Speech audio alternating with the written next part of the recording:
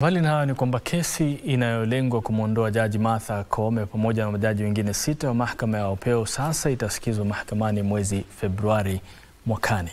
Hii ni baada ya jopo la majaji watatu wa mahakama kuu kukataa kujiondoa kusikiliza kesi hiyo, likitupilia mbali kesi iliyowasilishwa na aliyekuwa rais wa chama cha wanasheria nchini LSK Nelson Havi, aliyetaka majaji hao wajiondoe kwa misingi kwamba walikuwa maafisa wa ngazi za chini. Kuhusiana na masuala ya kikatiba, jopo hilo lilisema lina mamlaka ya kudumisha wajibu wake kikatiba. Tupate mengi kutoka kwa Ruth Wamboi.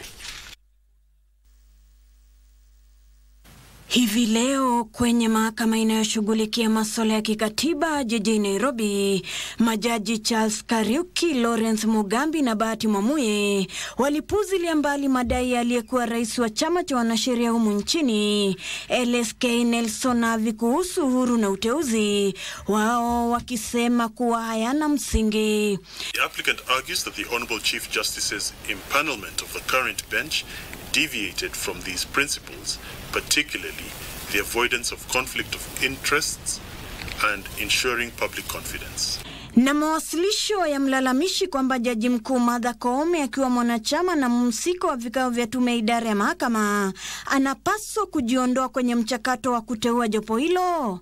The said ground relied upon by the first interested party in his application for this recusal that specifically falls within the reach of the circumstances specified upon under the Regulation 21(1) of the Judicial Service Code of Conduct.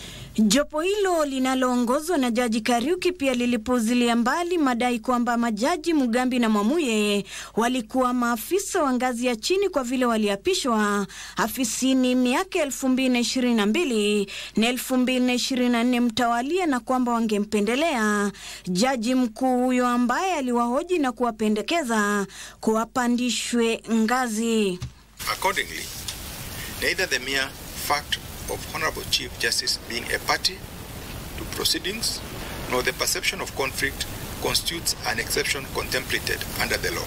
Kesi hiyo itasikilizwa mwezi Februari mwakani, huku pande husika zikipatiwa makataa ya kuwasilisha mawasilisho na majibu yao. Kesi hiyo inatarajiwa kuwasilishwa mahakamani tarehe 20 na 27 mwezi Februari mwaka ujao, kabla ya majaji hao kutoa uamuzi wao. Merit. All judges of the High Court derive their authority from the same constitutional source, Article 165, and exercise coordinate jurisdiction.